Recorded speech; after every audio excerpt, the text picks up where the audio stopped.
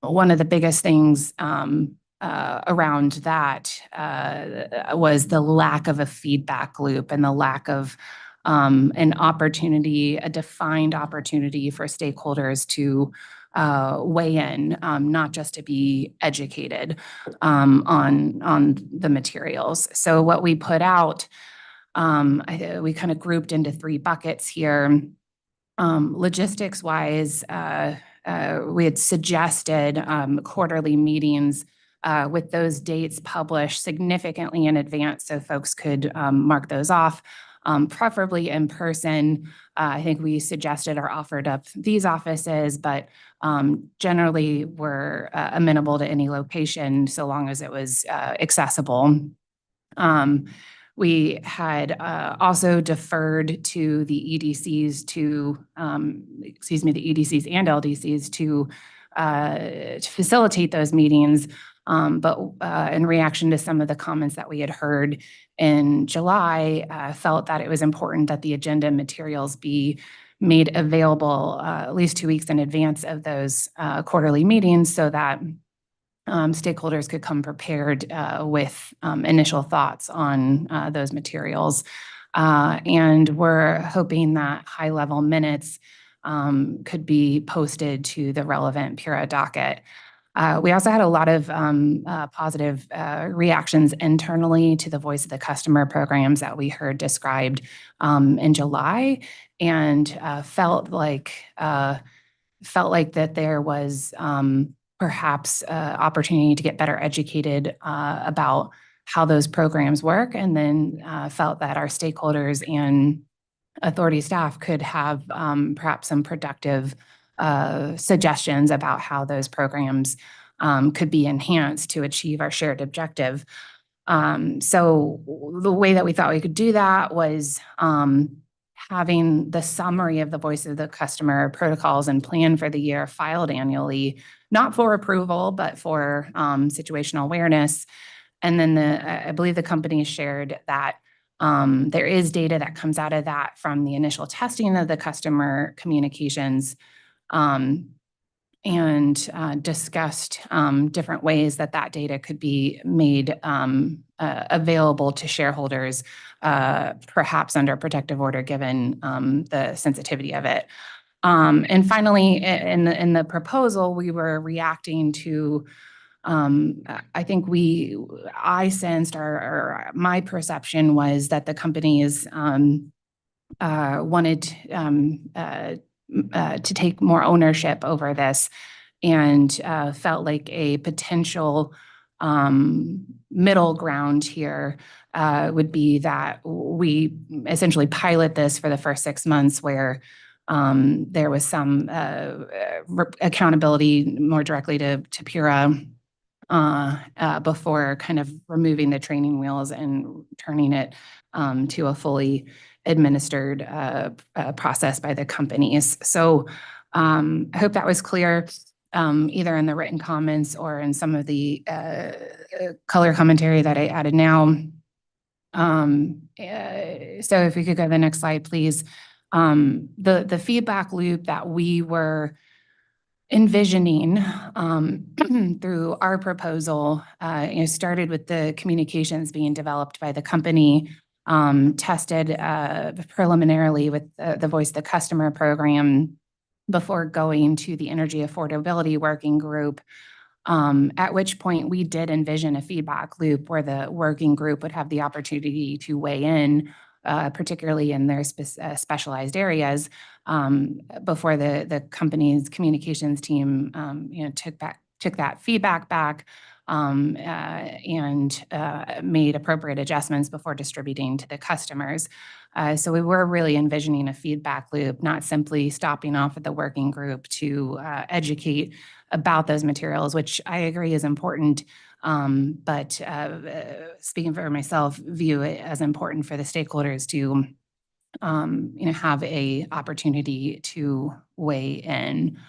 And kind of off to the side, we heard, and it was reemphasized in comments, that there may be the potential for an additional expert hired by a stakeholder or the authority that's specialized in communications and reading level. Next slide, please. So on this slide are what we took away as the high level from the comments that we received. I think there's a lot of interest expressed in the comments around the voice of the customer process, understanding it better. But I want to reflect on that I was a little surprised by the feedback that we received from the companies. So we wanted to kind of work through that this morning, and then have a few questions for some of the other stakeholders as well to better understand. But I thought it was helpful before engaging with the companies to just make it clear that it is really non-negotiable for me that we cannot just simply return to where we were 5 years ago. And one of the keys, one of the things that I would view as returning to where we were 5 years ago would be the lack of a feedback loop or the lack of a meaningful opportunity for stakeholders to weigh in before the communication materials are widely distributed. So there's a lot of talking from me to start. I'm going to leave up this slide, particularly if any stakeholder feels that our takeaway from the comments was not what you were intending. Because again, I was just a little worried that in a docket where we're focusing on communications that we are perhaps talking past each other. So don't want to leave today until we have resolved some of those. So if I could turn it over first to the companies for any opening kind of remarks or reactions, then we'll check in with the other stakeholders, and then we can figure out which areas of this proposal are the most productive to focus on in terms of understanding differences. And I'll defer to whichever company wishes to go first. It looks like maybe Eversource. Yep, I can go first. So this is Megan Bernardini from Eversource. So I think you, thank you. I think you summarized our comments well. We're very open to exploring this new process. We agree with stakeholders in their interest in the VOC process. We think that's a very meaningful discussion that'll go a long way to helping everyone really be on the same page about how we're making these decisions, why we're making these decisions, so they're not arbitrary. And overall, I think that it's a step in the right direction. Like you said, we shouldn't go back to where we were 4 or 5 years ago. I don't think either of the companies believe that that's effective as well. But we do want to make sure this is an effective process for everyone involved. Thank you. Avangard?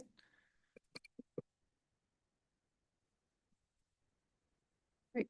I know I don't have a name tag, so just wanted to introduce myself. I'm Sarah Warren. So I would second that we are definitely excited about exploring this new process. And I definitely want to iterate that we are looking forward to hearing customer or stakeholder feedback. We want to engage with stakeholders. We want to incorporate that. And we definitely want to ensure that this is effective in creating flexibility and to be able to change communications to help our customers. Thank you. Does OCC have any opening reactions?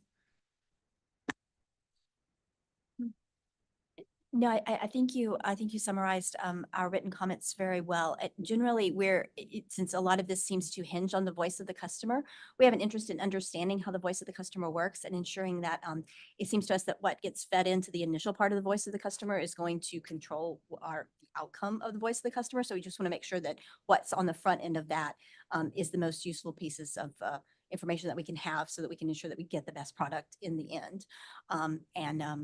I think that was our primary concern. We also definitely, seconded the general concept that we're talking about here in the fact that the EDCs already have these resources and ratepayers are already paying for these resources. So we think that maximizing the resources that we're already paying for is probably our best first step. Attorney Wyman, EOE. Again, you did basically lay out what our concerns were. We wanted to focus a bit more on the lead-in time to make sure that stakeholders do understand the voice of the customer program or the process, so that we can ensure that the information going to them in the process of that is kind of what the working group thinks it should be, or get the feedback to know what's possible and what's not possible to get the best outcome, similarly to OCC. But we do agree that this process is a good one. We just want to make sure that we know all the information, all the possibilities to get to the best outcome. That's it. Thank you. And Attorney Roswig, you are representing Operation Field today, correct? Yes. Yeah, okay. Bonnie Rossick from the Center for Children's Advocacy.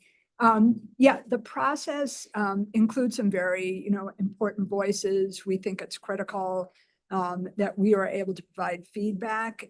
But as we articulated earlier, there is concern that the voice of the consumer group does not include the entire community of particularly low-income customers who critically need this information. I mean, basically, my client population, Operation Fuel's client population, intersects with the system when they're in crisis, when they've gotten a shut-off notice.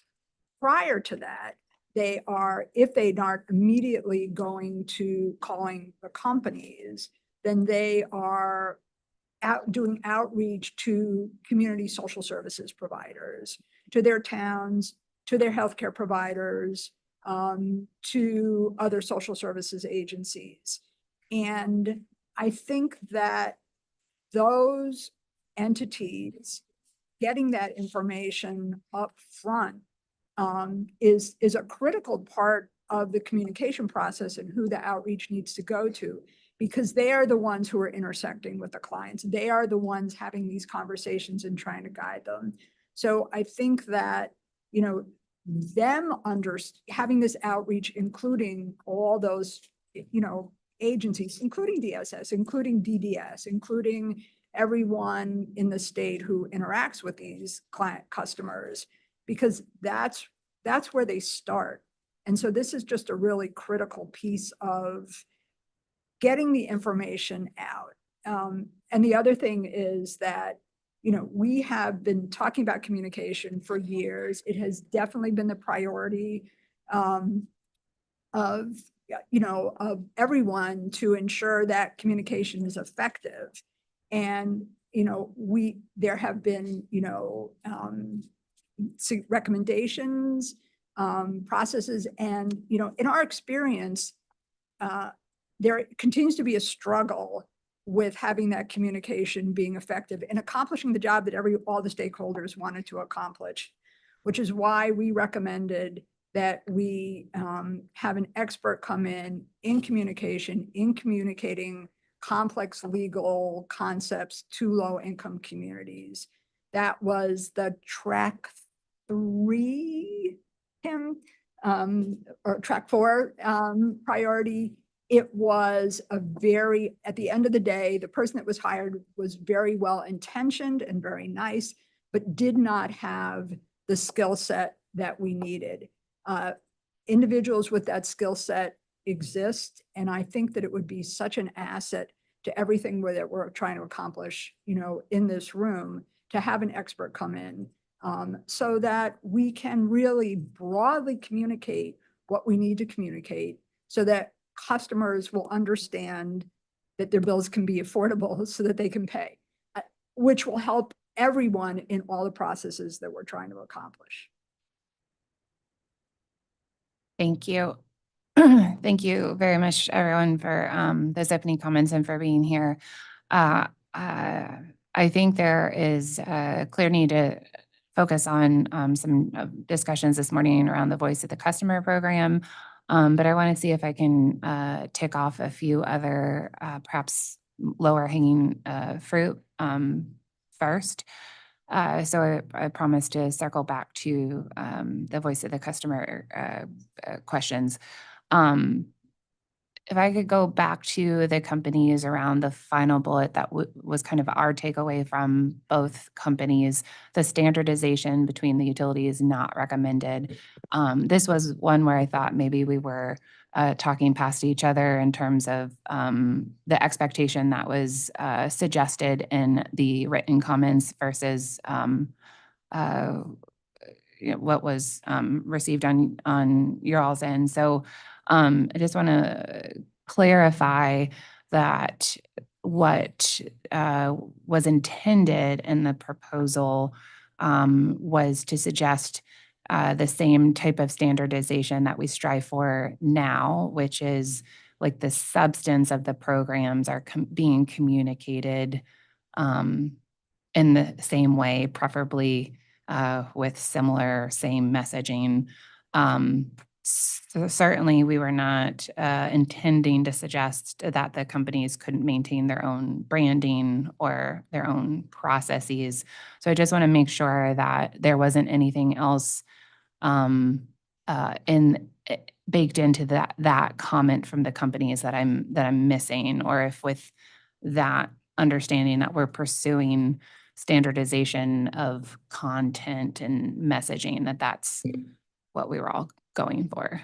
Yeah, I think that's a very helpful clarification. I think our concern from Eversource's perspective was we just wanted to be able to maintain the language, look and feel like we do today, right? Each company has its own voice, its own brand, but we certainly aim for consistency in language and program descriptions and where we can. But perfect standardization is, like you said, probably not achievable. Yeah, and Sarah's relatively new to her role. She's not new to communications, but when that came up, I said to her, we need to soften that last bullet because I don't think that, as it reads right there, it's not exactly what we intended. I think we mirror Eversource's comments that we do have a brand, but certainly the information that we're portraying, and I think we've done that over time to try to be as consistent as possible with each other. So we think that's important too.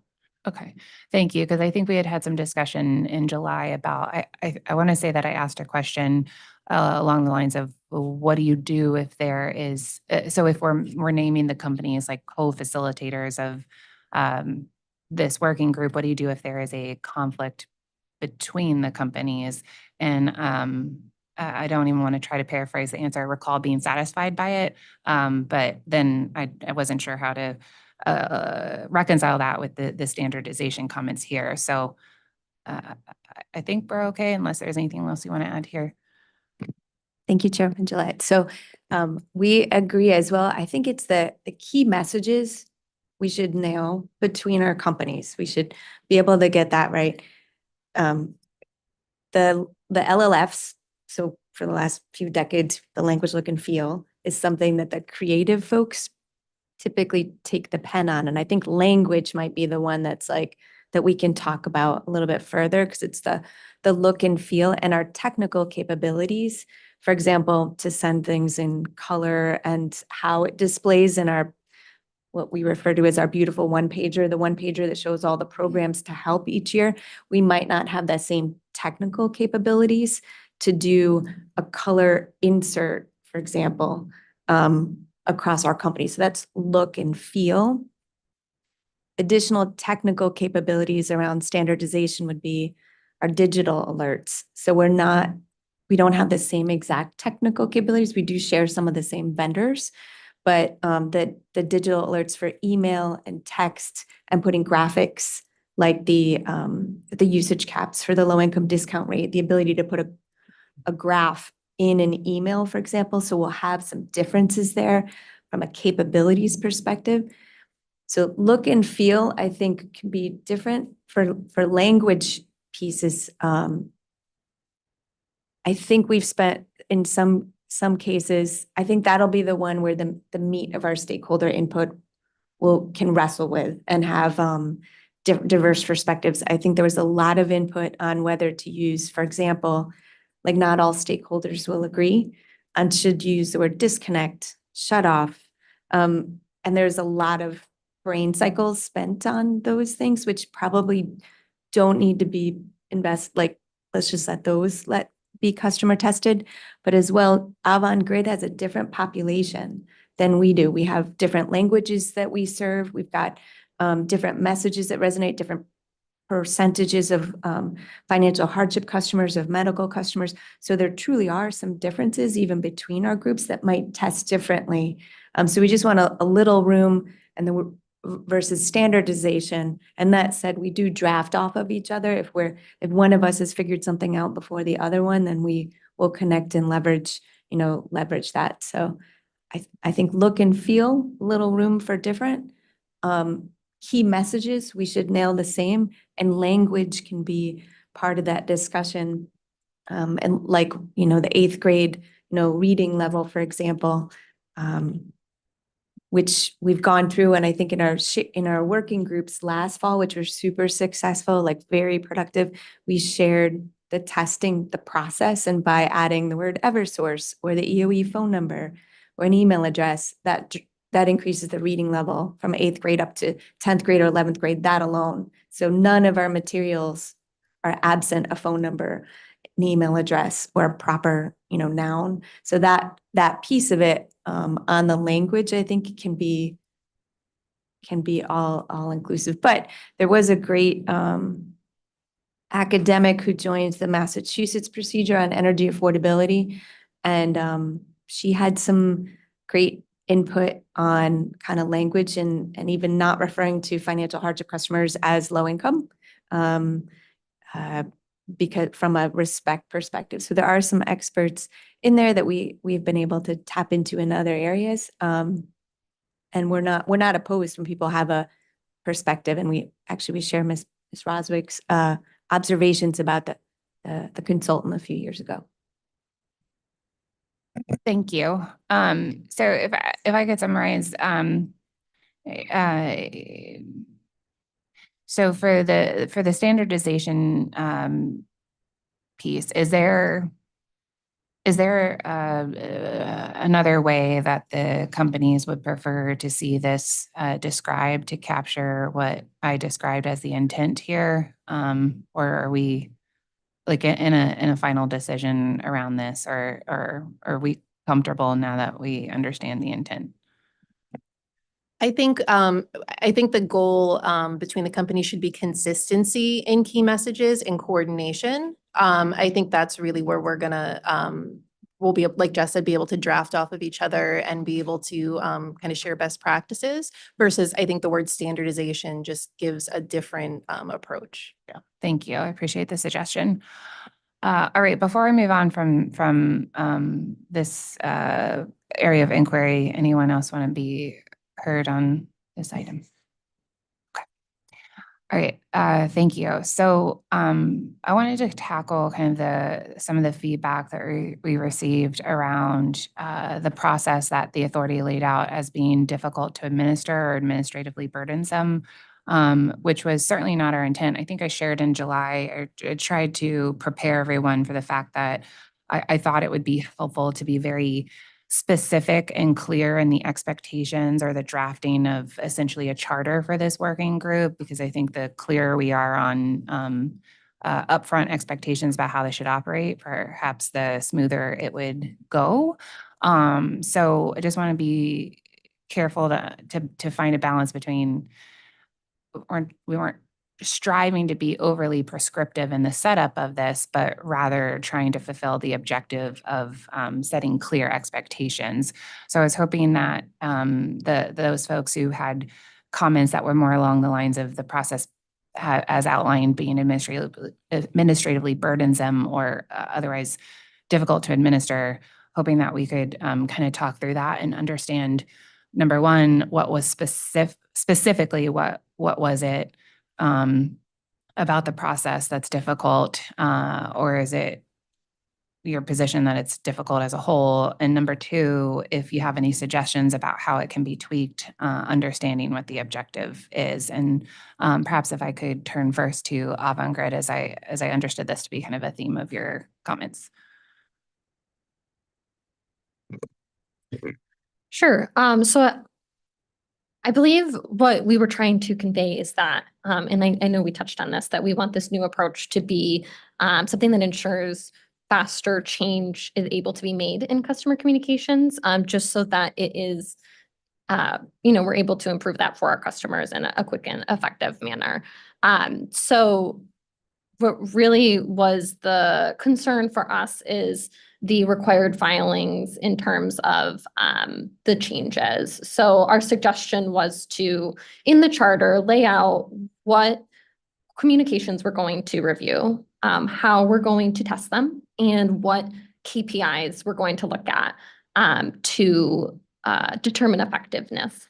And then once we're reviewing these within the working group and we're gathering feedback, the summaries from the meeting that we would submit to you all would list what those changes were, how they're being administered, and would meet the guidelines of visibility into how the feedback was being used, and what the effectiveness was. So I think that is one. And then two, just the timeline for the turnaround of like the meeting minutes. We recommend just extending it to 2 weeks in the event of either PTO, holidays, or if we're activated for a storm in our companies, that's an all hands on deck situation that takes a lot of time. I think the other thing that we discussed, which I think is similar to Eversource, is how frequently we would meet. So if there was a quicker turnaround needed to meet quarterly, could possibly be too long.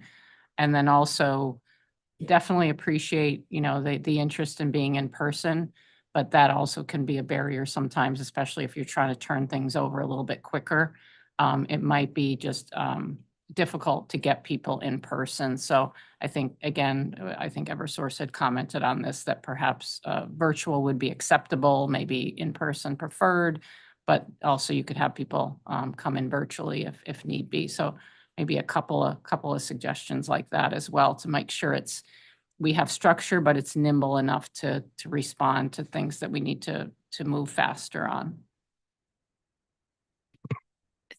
Thank you. I appreciate the suggestions. Some of those are very easy to accommodate, particularly the one about the length of time for the filing of minutes, totally amenable. Sometimes if it's not clear, sometimes when we draft these written comment prompts, we put in numbers specifically looking for you to react because we don't know what's reasonable. So can totally appreciate that suggestion. So a question maybe on the quarterly piece, and it's Warren, is that your last, Miss Warren? Miss Warren, your suggestion around the type of communications that would be reviewed at this, I think those perhaps are could be intertwined. Is there certainly want to be careful not to set up a process that is not nimble. But I wonder if the better way to view this working group is quarterly is more focused on like the evergreen materials, or I don't know if evergreen's the appropriate word. We'll stick with evergreen for right now. And understanding that you may have situation-specific materials that have to be developed and deployed more rapidly between quarterly. Maybe that's one way to approach it. Let me turn to this table where you're all very helpfully in one microphone, and see if you have a reaction to either what you heard or kind of like this suggestion that one way to tackle the question of nimbleness is to restrict the communications development process for the quarterly working group to more of the evergreen materials, and understand that there's a separate process for situation-specific thoughts. Kim White, OCC. I was actually thinking something similar to what I think you just voiced there, in that I would think, especially as these, at the moment we're undergoing some change in some of these, but I would think over time we're probably going to get into more of a pattern, and I would imagine that most of the communications become try not to use the word standardized because we just said we didn't particularly care for that word. But they're more common, like it's the same communication year after year. And we don't really have to, we're not coming up with something new. Now, granted, over the past few years, we've certainly had to be quick on our feet several times. And I appreciate that we want a process that allows for that. But I was having trouble picturing as the companies were talking, and as you were talking exactly, if that's necessarily going to be the posture that we're in going forward. I think maybe more times than not, we're going to be in a posture where we are dealing with more of a common communication that we're used to issuing. I'm sorry, go ahead. EOE, Brittany Wyman, EOE, we agree. We assumed the quarterly was sort of the minimum amount, and that if something should come up during a meeting, that the group was open to meet more frequently if necessary, if there were issues that just required more consideration and more discussion, if we had more questions or needed additional meetings to just inform outside stakeholders of certain processes. We never anticipated that the quarterly would be the only meeting allowed. So I think that the group would be able to determine if and when additional meetings were required. Thank you. Yeah, and my concern is that, meeting communication is obviously critical in terms of getting the product that everybody thinks is critical for the customers. My concern, based on some of the comments, was that if one of the companies comes up with a strategy and there's no next step, then, can they just do it and it's some kind of significant change? And the only example I can think of immediately is that, we've decided an effective communication tool by our CSRs is to say, so what can you pay on first communication? I have major concerns about that strategy. I know the companies have other feelings about it, but I don't want it to be a decision, that is made at that point without further input from the authority. So that is my concern about a sort of a fluid process. Understood. Thank you. So, okay, let me try to summarize and seek the company's reaction. So if we were envisioning the quarterly working group as the primary intent being to focus on the development or the refinement or the modification of evergreen materials or perhaps language that could be used in future campaigns, and then understanding that it's outside of the specific charter, if there are situation-specific materials that need to be developed between quarters. I would love to see the companies begin to view the working group as the voice of the agencies or stakeholders, and less as a obligation, but more as a fluid tool that can assist. But maybe setting up the expectation that the quarterly working group is primarily focused at its core on evergreen and the development of language that could be used in other overarching campaigns. I don't know if that starts to alleviate any of the concerns or. Yeah, I think what you just outlined makes a lot of sense. I think our concern when we responded to the prompt was we wanted the flexibility to say if something comes up, we can't wait necessarily for another quarterly meeting, right? If we need to move fast, if we have the ability to either pull the group together or say this is outside of the charter and we can move on. I think just having that flexibility built in will alleviate the concern. Thank you. So how do we address the more specific concern of that Attorney Roswick raised of that's to me, the ability to pay a question is more of a change in policy and not a change in communication strategy. Can I just see clarification that the companies agree, which would in turn mean that a change in policy is outside both the purview of the working group as well as the between working group kind of flexibility. Is that agreed? Correct. So that is a policy and Pura sets the rules for that. That's not a language. That is a a process, it's a policy, and we have that fully within the, in this year's energy affordability docket, where we propose the diverse perspectives there, but that's an order. Like, we are ordered to do that. And it's not just about the words. It's not like the word shut off versus disconnect. It's offer the lowest amount possible in each interaction. And that's a big policy that would continue to be in Pura's purview to decide on. Thank you. Chair Westwick. Just a Agreed. question, what is a situation that it would be a change that would have to be made quickly? So two I can think of, and maybe I think that's a helpful prompt so that we can play with the scenario. So one would be when the supply shock hit, a year and a half ago. Yeah, December 22, the need to quickly communicate with our customers to let them know you can opt out of your supplier that we had through the marketing data trial that we had just moved, customers who we thought were low income over to low income. The need to quickly let them know you can opt out so that they could lower their supply price. So that was unexpected, not a part of the procedure. Nobody expected Russia's war on Ukraine, all that stuff.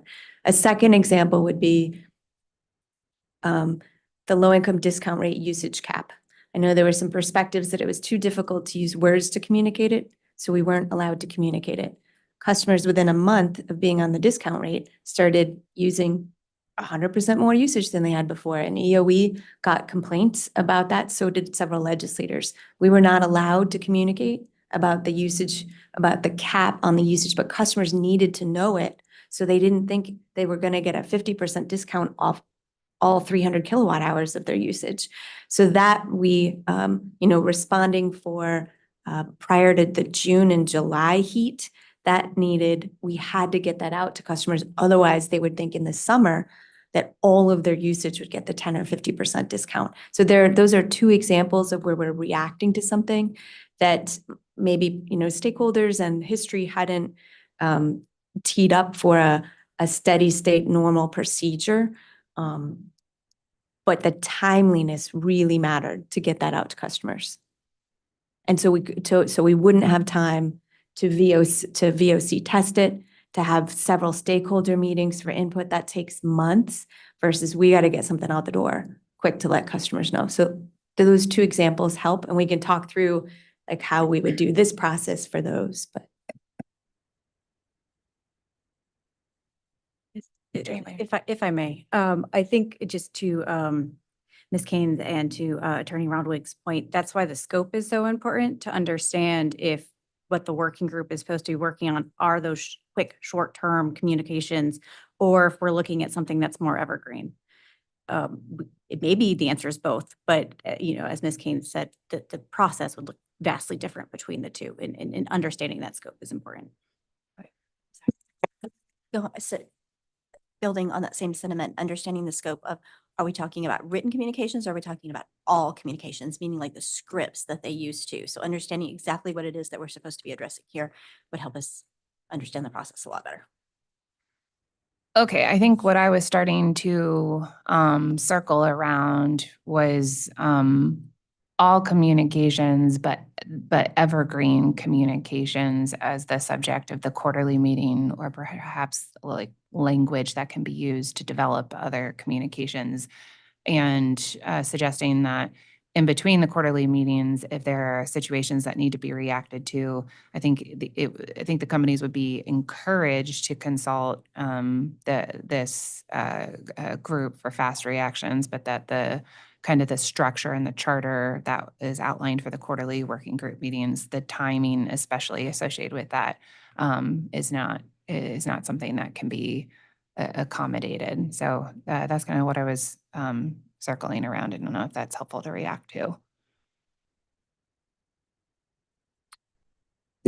I think that is helpful, Chairman Gillette. I think as long as there's outline between like with our CSRs in that example, that is that policy, like a pure policy decision. It wouldn't be one for vetting in the group. I think some areas that maybe we could bring forward to that I expect might be challenging is identifying the single call to action and there'll be some very probably strong diverse perspectives on, for example, prominent inclusion of the EOE phone number, using the review officer process to, that should not be a way to work around all the energy affordability proceedings and decisions. It shouldn't be the number one go-to, and that will probably need support because I think different diverse perspectives, there will be those, and we will be following the policies. However, I think there are probably a few things that could come out, but it'll certainly be resolved better than it has been the last few years when not all stakeholders have participated in the stakeholder discussions that we've had informally. Thank you, Mrs. Kane. So, Ms. Kane, so to be a helpful addendum, to be clear, neither the quarterly working group nor the interim ability of the companies to craft interim materials, the expectation would be none of them could change any policy set by an authority decision. That would have to be vetted and addressed through the annual energy affordability proceeding. So I'm seeing a lot of nodding heads. So I think the question that you were just touching on, Ms. Kane, is one that I do want to talk about and make sure that we're understanding the kind of the decision maker role here. But before I kind of transition into the decision maker role questions, I do want to make sure that I've hit on all of the aspects that were raised, particularly by Ms. Warren, about the administrative burden. So if we're able to adjust it in the way that we just talked through, we can get. I can't remember what the straw proposal said about time to file the minutes, but I think you suggested 2 weeks. If we change that, did I miss any major thing that either company identified as an area of concern you want to talk through? I think the only other thing, and I apologize for not bringing this up in my initial comments, is I wasn't entirely clear if there was a required turnaround in terms of incorporating feedback from the working group. I believe I might have read something that said 7 days.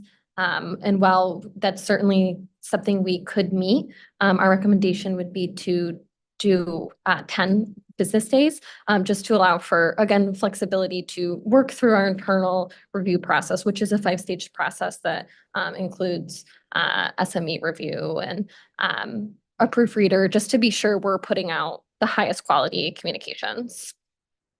Thank you. I appreciate that. Does Eversource have any aspect that you wanted to flag as a concern about the administration of this before we move on? No, I think the adjustments that you discussed would alleviate the concerns we had raised. Thank you. Any other reactions? Some of that. Turn away. I was debating, I'm going to sound like a process person today, so I apologize. But to Ms. Warren's point, I think that's why we care so much about the education part first in the lead-in time.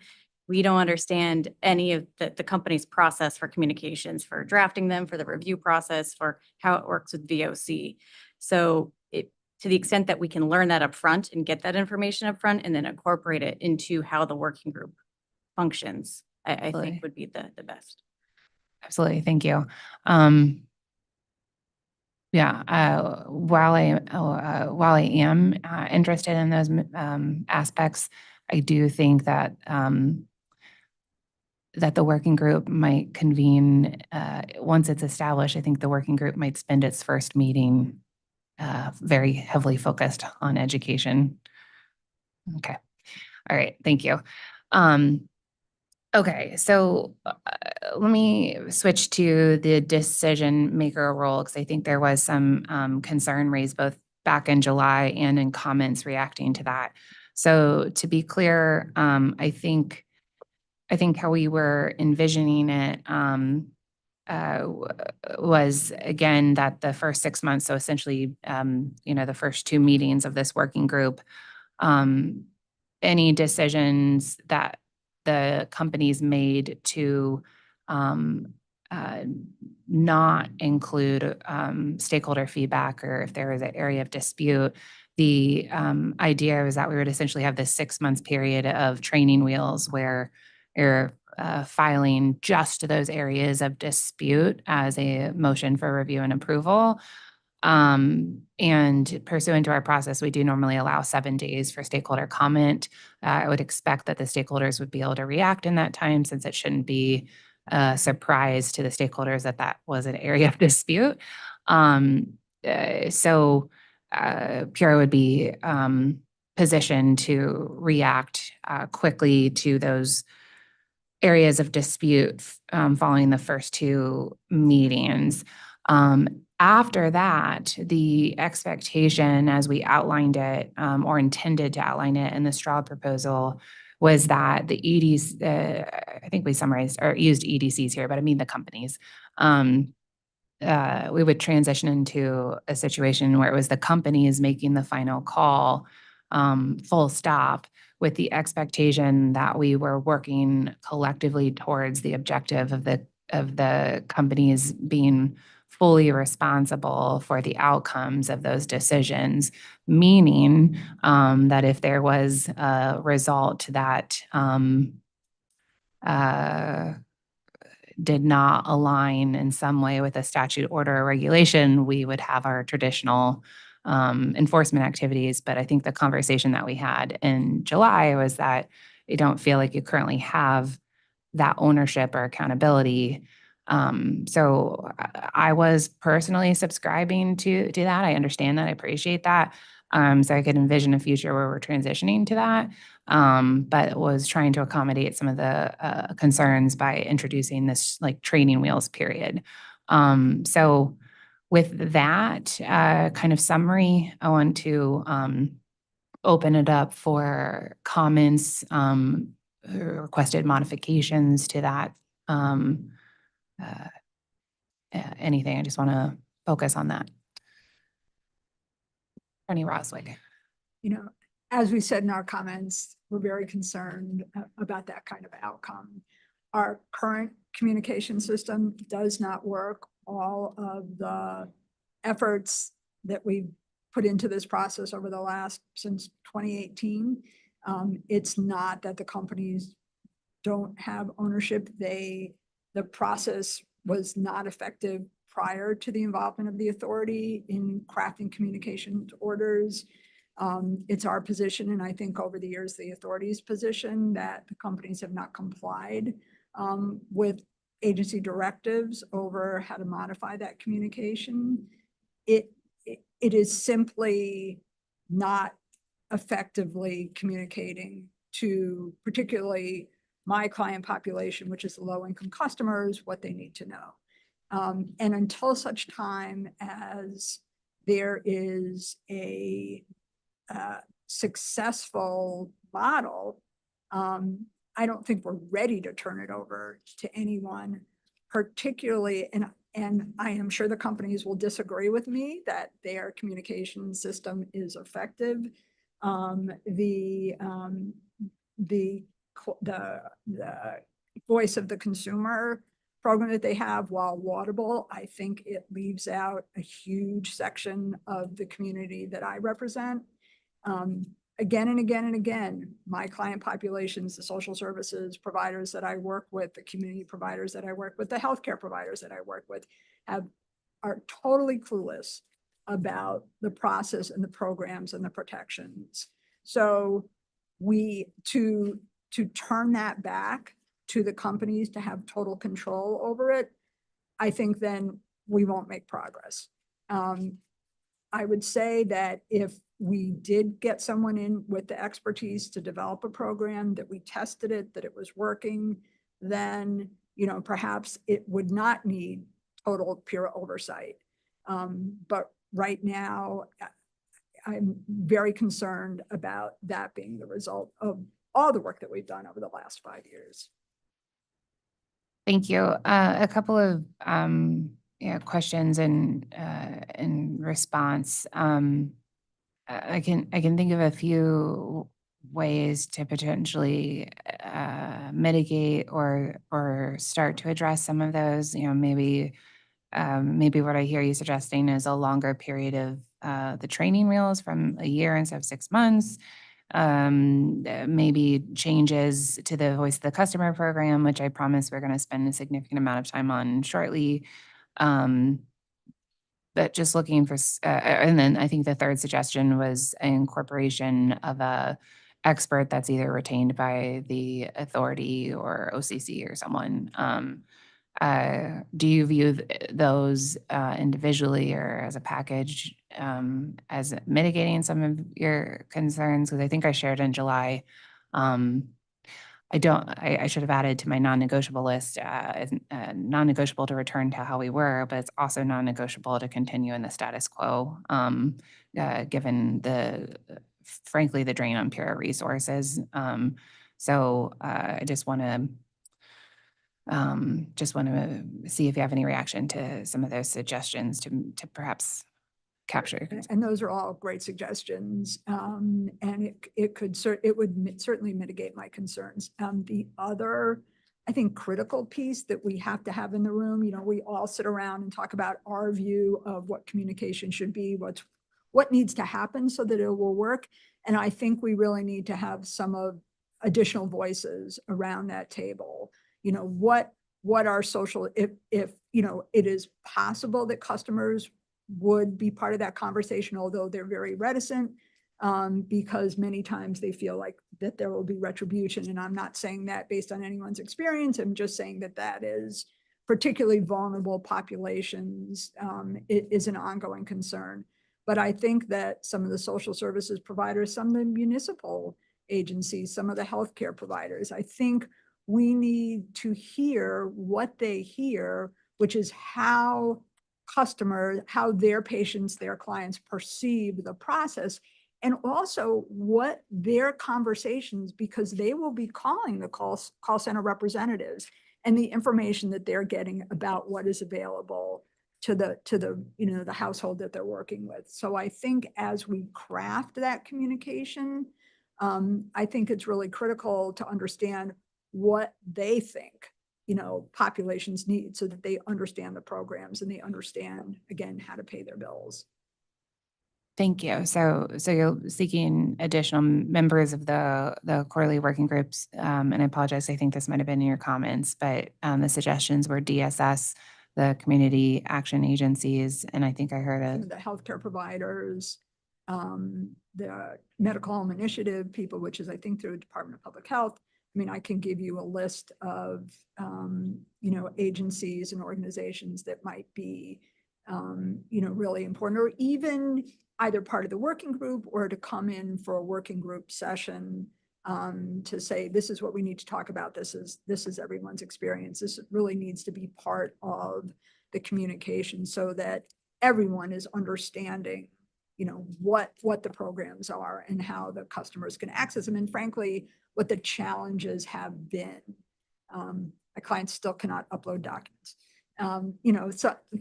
Very sort of on the ground practical challenges that people are having in terms of accessing programs and being successful in those programs. Thank you. Attorney Wood? Yeah, I was gonna echo a little bit of what Attorney Boswick said there, and clarify it some. OCC definitely agrees that having more voices at the table is always productive. I think what we're concerned about are duplicative processes. So I guess our particular concern is if we're engaging a consultant at this step of the process, we don't know that the rest of it doesn't work at this point. So I guess we're a little concerned about spending ratepayer dollars on something that we aren't 100% certain that we need at this time. That said, though, I fully agree with everything she said about engaging, CAAs, DSS, medical providers, anyone else that wishes to come to the table and give us different perspectives on how the communications are perceived. We keep using the word effective, but I'm not sure if that's the right term that we should be using necessarily, because I don't know if we know at this point if the communications are reaching the intended audience, or we don't know where the failure point is in the process, essentially. So I think maybe hearing different voices might help us figure out where the failure point is. If we ever figure out where the failure point is, we might figure out how to solve it a little bit better. Thank you. And, you know, I appreciate everything Attorney White said.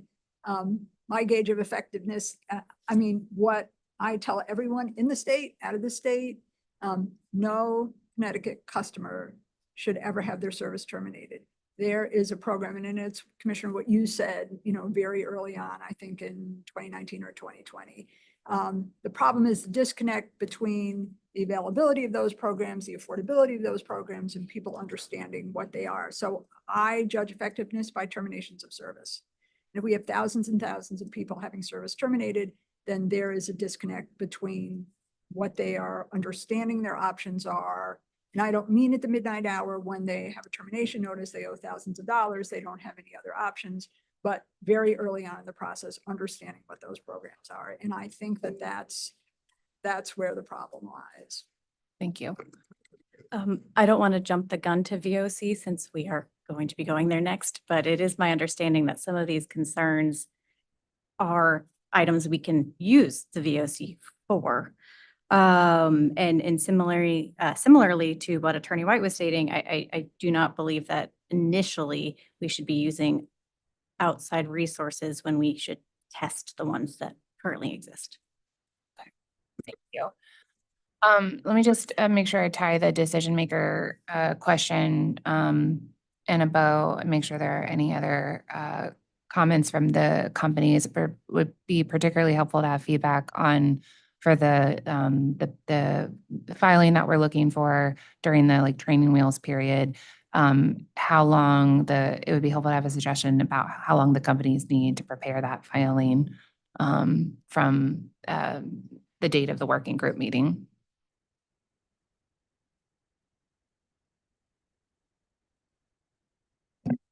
We haven't really discussed that aspect of it, but I think probably we'd need at least a few weeks probably to pull together a filing and suggest the adjustments to file those communications. 2 weeks, 3 weeks, 4 weeks. I would say 3. Similarly, I think we would need to discuss, particularly just because I, as mentioned, was new to the role. I don't want to make any commitments that my team is sitting behind me saying, why did you say that? But that sounds reasonable. Okay. A few weeks. Don't worry, we'll still have this will come out in a draft decision. There will be another bite at apple.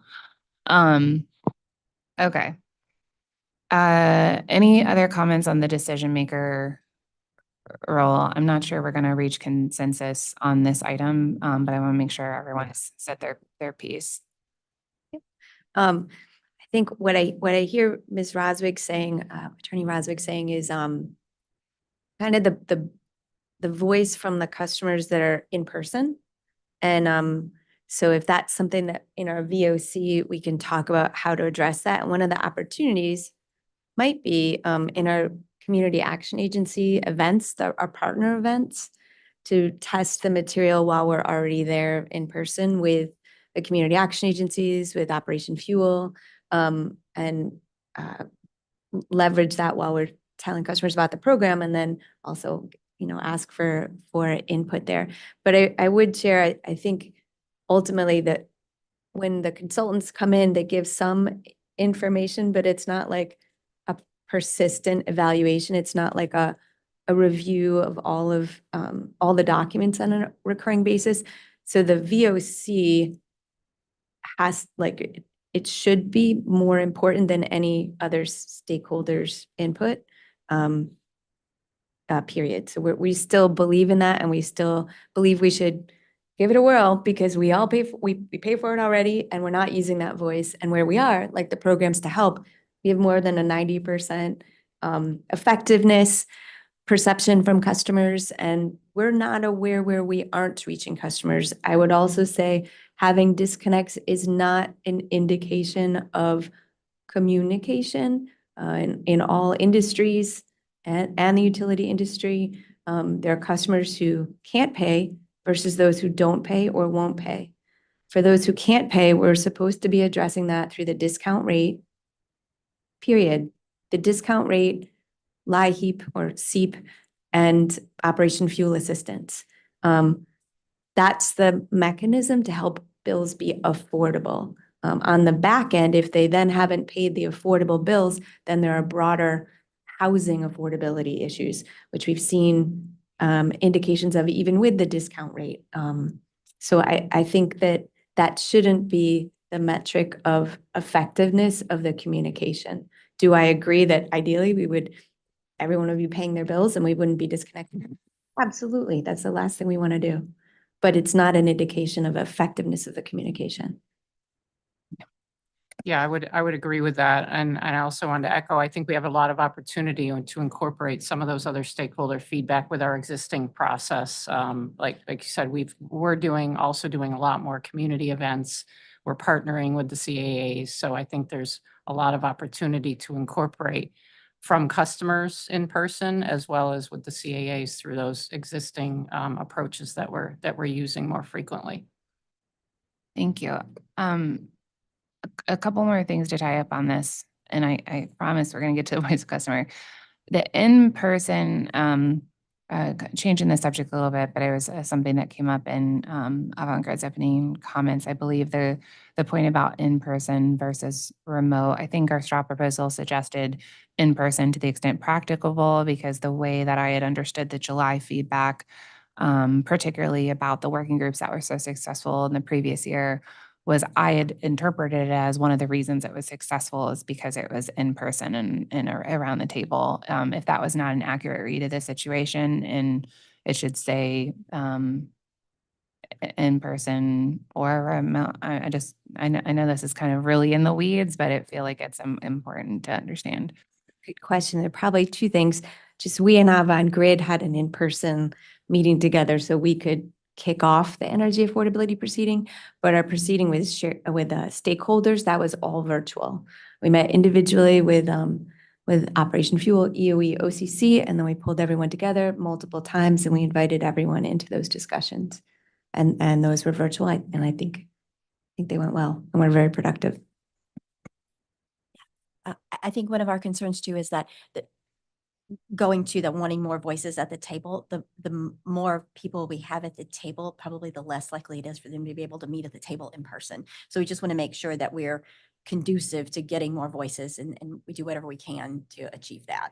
So we think, hybrid meetings, that's a possibility as well, but just something so that people, as Attorney Roswood was talking about, if we're talking about medical professionals and things like that, that's very difficult for them to leave a very busy workday to travel to a meeting. So that was our concern. Okay. I believe EOE's comments reflected the same thing, that with multiple perspectives come multiple schedules and not everything is conducive to meeting in person, but a hybrid model, which those who want to meet in person can. Okay, thank you. I was also going to mention an example I thought that worked well in the Massachusetts session that you mentioned. There was a consultant there. I don't know that they necessarily paid them. I'm not sure. But there were a lot of customer stakeholders there, and I thought it was a wonderful event. A lot of people were able to speak, and they were coming from different areas, and so being virtual was definitely an advantage. But I thought it was a very effective session on discussing vulnerable customers and best practices. Okay. All right, then perhaps we're heading towards just being silent on the meeting format. So, understood. Okay. And I still have in my notes, the other flag was the time between the working group meeting and reflecting consensus changes in the materials. Understanding that coming out of a working group meeting, there's going to be a couple of action items for the companies that I see. There's the filing of the meeting minutes. There's, at least for the training wheels period, the filing of the non-consensus items. And then the third being the reflection of the consensus changes in the materials. So I think we had talked about 2 weeks for the meeting minutes, perhaps 3 weeks for the non-consensus filing. I'm not clear on the timing for the third. The consensus items.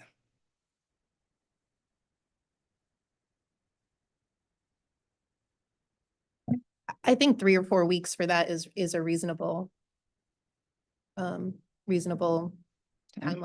Okay, because I think what we're hoping for both during the training wheel period and after is that like the final consensus materials are filed in as a compliance filing in Purist Docket, so everyone can refer to them and know it's being used. So they're talking kind of like a 2, 3, 4, boom, boom, boom. I think that's reasonable. Attorney Wyman? I think on the consensus items, I don't know that we want to change to the extent that there are non-consensus items, I think the communication should be changed maybe once so that they're not multiple versions floating to customers. So Sure. I wasn't sure if that's what you meant or not. I wanted to clarify. Fair flag. So we'll say 10 business days from the authority ruling on the non-consensus items. Yes, that is something that I was thinking, is making sure that we're doing one final update, so the consensus as well as the final ruling on the non-consensus items. So a 2-week timeline feels reasonable to us.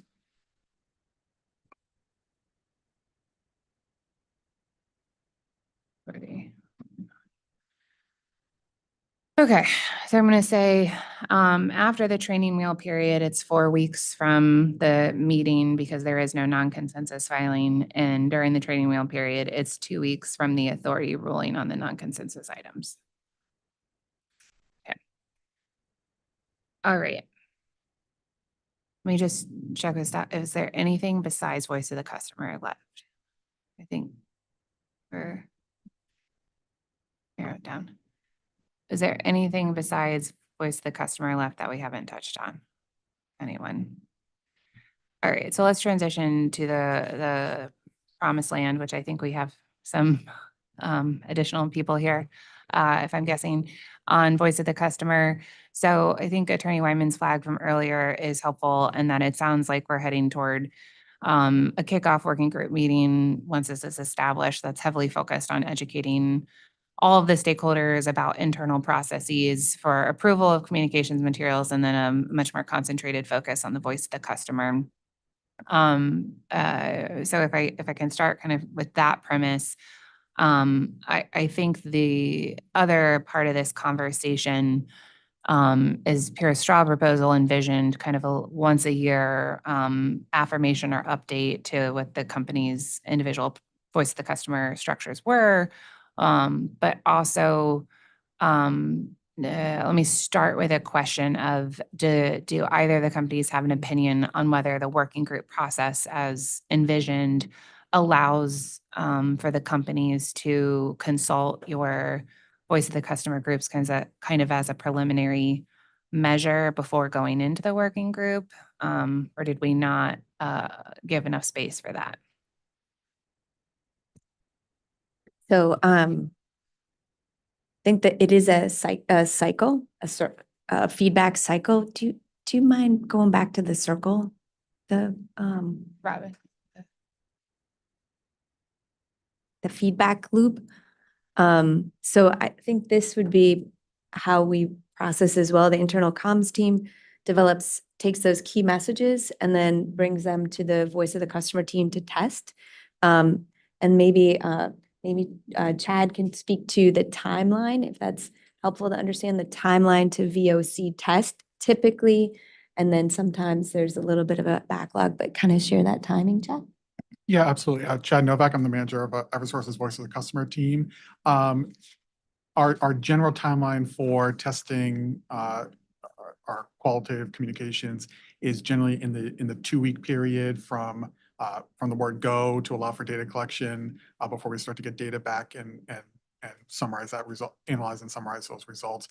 In a pinch, that can be done faster, but that's a rule of thumb for standard timelines. Matteo Ferrari, manager for customer research at Avangrid, and the timeline for the voice of the customer process is around 2 weeks as well for Avangrid.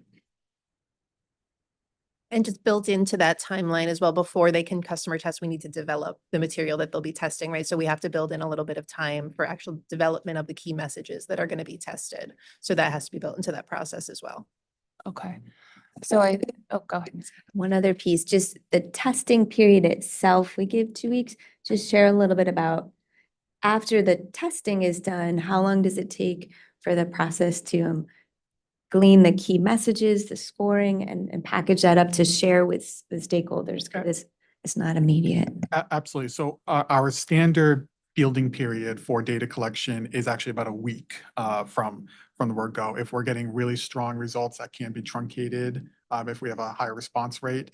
And then it's a week, depending on the complexity of it, but I'll use a week as a standard process to turn that around for having results back. Sharing and socializing those results within the company based on scheduling can be anywhere from that same day that we get results back to several days afterwards.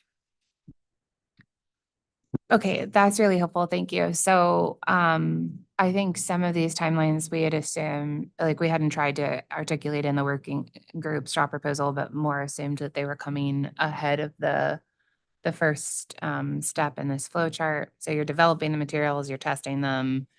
Then I think we contemplated releasing those materials to the working group 2 weeks ahead of time so the working group can understand them. I think what I'm not clear about is whether you have sufficient time in between the working group meeting and then the finalization of those materials to in filing with PURA to again test them, or if the proposal was to kind of skip the retest of the materials that were amended by the working group.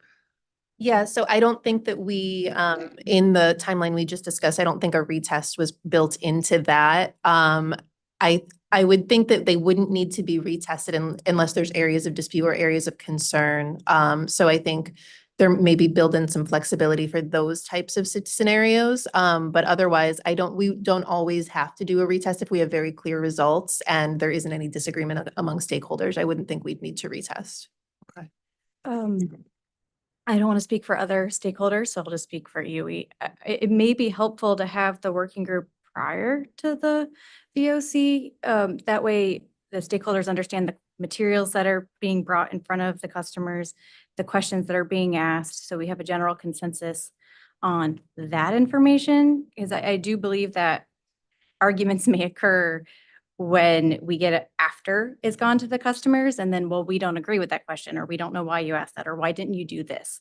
And I do think that the diverse perspective could be important before questions go to the VOC or materials go to VOC.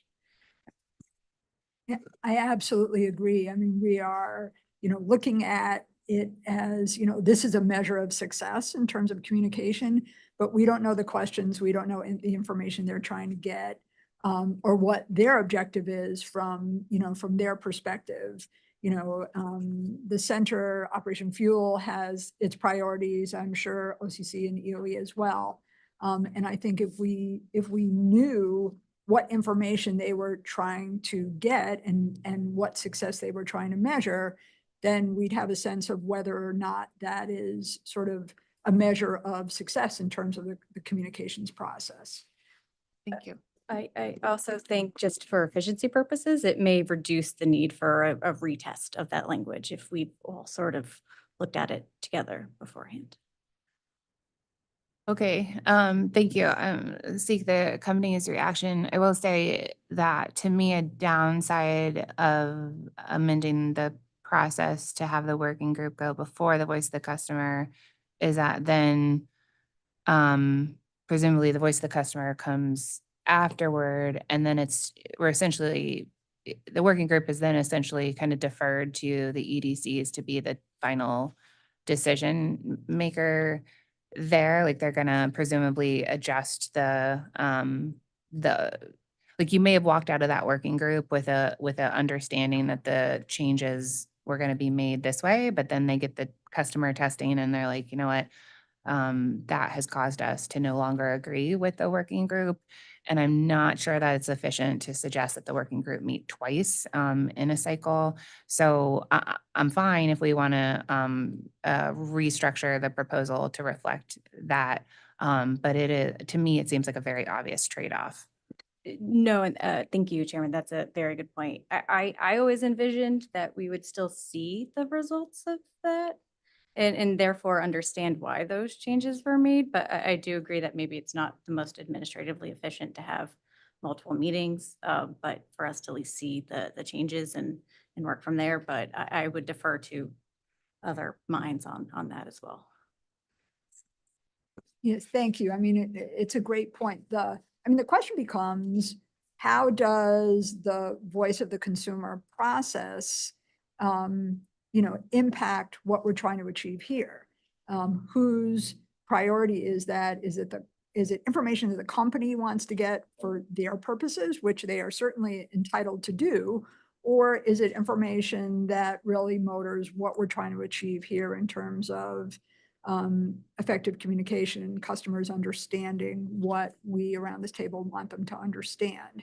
And I think those can be two different things, all of which are paid for by ratepayer dollars. So I think that that's why I think we want to know what questions are they asking? What data are they seeking? And, who are they seeking it from? What are their processes for getting a diverse reaction, and all those questions, because ultimately it will inform any communications decisions that we're making in terms of final decisions. Maybe there, as I'm listening to this, and OCC had made similar comments in its written comments, but as I'm listening to this play out, I'm wondering if maybe there's a way. You were talking about the first meeting and being very educational about the voice of the customer.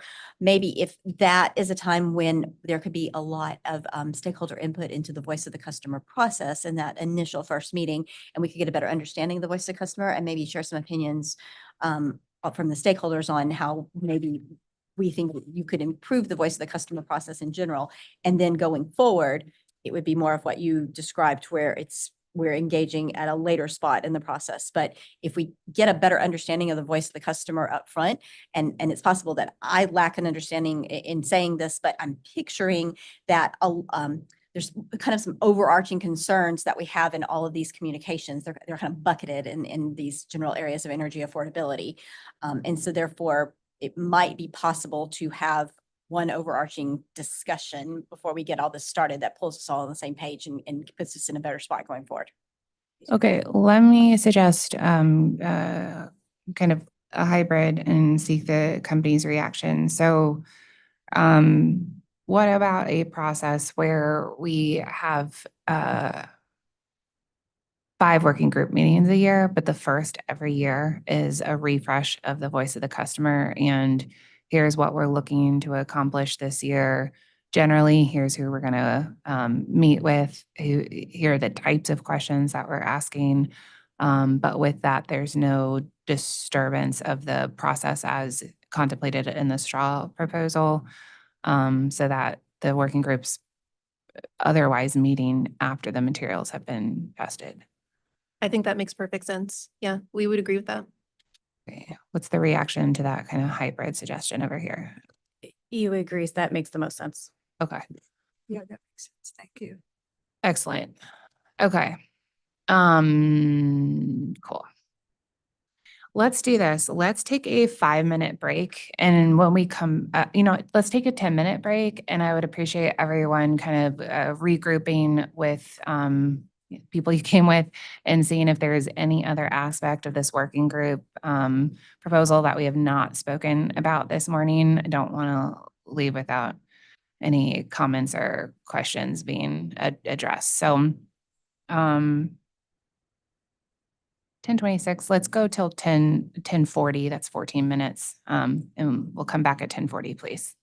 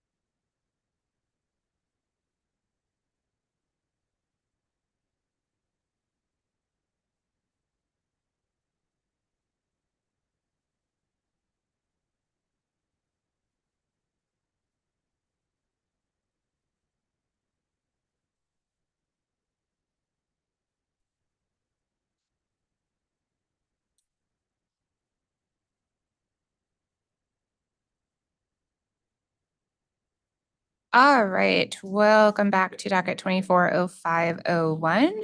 So as promised, I want to make sure that we have covered all of the questions, comments, concerns this morning, recognizing that we're not going to reach consensus on all of them, but I want to make sure that everyone has had a chance to voice or cover all concerns, big or small. So just going to look for hands, or well, Ms. Pillow. Just one brief comment that in the end, when we've established the communications, the interest is making sure that we build in enough lead time to communicate that information to our frontline representatives who need to understand what we're sending to customers, things that have changed, and what to expect as far as perhaps some follow-up questions we might get. So sometimes the time frame is such that it's like, okay, this is new, get it out to the reps tomorrow, and that's not always practical. So just thinking about that at the end of the process when we then need to take those new materials and communicate them to the representatives to be prepared. Understood. I think my initial reaction to that is wondering if one way to address that would be in the utilities filing of the compliance filing of the approved materials, if you could note the effective date and you pick the effective date. Yeah, that makes sense. Good. Okay, thank you. Anybody else?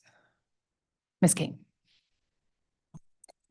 Thank you, Chairman Gillette. I think Chad and Mateo just wanted to share a little bit about some guidelines for the stakeholder input on the VOC, and they taught us a little bit too. So if you could. Excellent. Yes, thank you. So hearing about some of the earlier conversations about flipping the cycle a little bit, where the stakeholder group may come first before the voice of customer as a possible option, and wanting more feedback on the specific questions being asked for.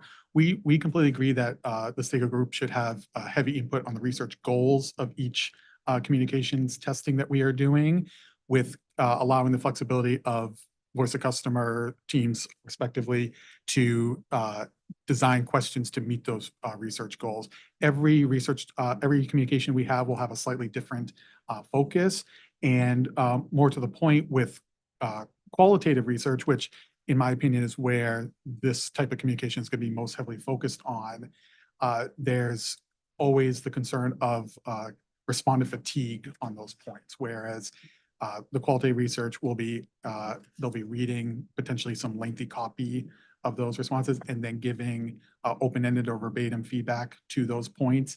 That tends to be the most effort-driven point for customers. So we tend to keep those questions at a 10 count at maximum, with 3 of those being open-ended questions. So there's always a balance in reaching those research goals to ask those types of questions, make sure that we are balancing what the stakeholder group is looking for and what our customers are willing to give us.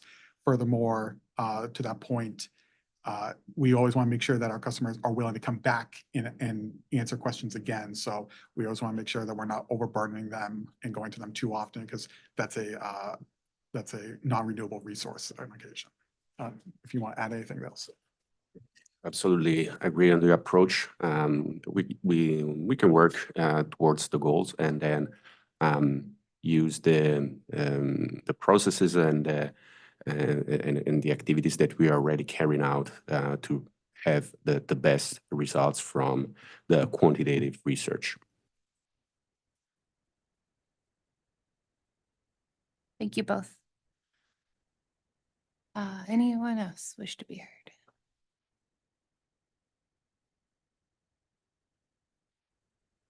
Very good. I am going to really risk it and try to summarize where I think we are. And cover next steps. And then I think our business is done this morning. So, okay. So I think we were able to achieve a lot of consensus. I think there are a few items that maybe the authority is going to have to make a judgment call on here, but I think we worked toward a pretty good outcome this morning. So Starting with the scope, as I understand it, the working group is going to meet quarterly with the addition of a fifth meeting to be addressed in just a moment. But the scope of those quarterly working group meetings would be to address evergreen materials and overarching language that's used across campaigns. Between quarterly meetings, the utilities will retain the flexibility to address communications materials that come up or need to be addressed in reaction to short-term items. But neither the working group nor the interim change communication materials will be able to address policy items, which will remain the subject of annual PURA energy affordability proceedings. We made a couple of changes to the timelines associated with this.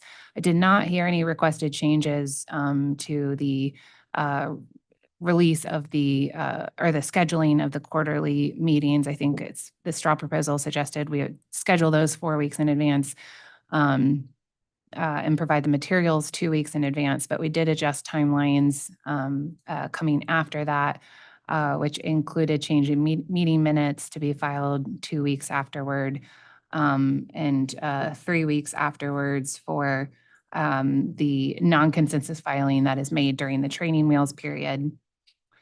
The consensus revised materials after the training period will be filed within 4 weeks. During the training wheel period, in recognition of the fact that there could be non-consensus items, the timeline for filing of those materials would instead be 2 weeks after an authority ruling.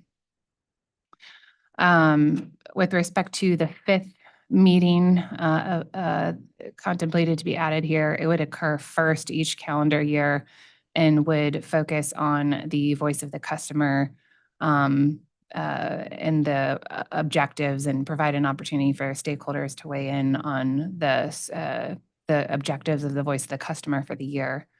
However, we'll first have a kickoff educational meeting, which will cover the voice of the customer process and the internal communications approval process. That's going to be a one-time kickoff educational meeting. The membership of the working group will, of course, be the companies, EOE, OCC, Operation Fuel CCA. Invitations will be extended to other agencies and healthcare providers. The format of the meeting will leave up to the working group administrators, the companies, to switch between virtual and in-person and hybrid as you see fit. At this time, the interim training wheel period is contemplated at 6 months. That seemed to be an item of non-consensus, so we'll have to adjust that and let everybody know where we're going to come down on that. And the draft decision also seemed to be somewhat open as to the retention of a consultant. I think that is a non-consensus item that we'll have to weigh in on. So I'm going to put that to the side for a second. And what else? I think that largely covers it. We're agreed on the objective. Anything else that I did not summarize here, I'm sure I'll pick up in the transcript or staff notes. Before we adjourn, if anyone thinks I represented something as a consensus item here that you didn't understand, oh, I apologize. The standardization issue, we're going to move that language to consistency. Was there any other major point or area that I represented as consensus that folks felt otherwise? Ms. Warren. No concerns with your summarization. Just a point that I think was not mentioned was virtual versus in person. Leave the meeting format up to you. Yes, the meeting format. Okay. Anything in closing before we break? Everybody okay? All right, well, thank you for coming to New Britain this morning. I appreciate it. I think the conversation was productive. Know we were in the weeds and minutia of processes at some point, but I think that was an important conversation to have. So we do have a draft decision coming in this docket that will address more than what we talked about today, but do intend for there to be the written exception period to weigh in on this and other items. So anything I'm missing? All right, with that, thank you, and we are adjourned.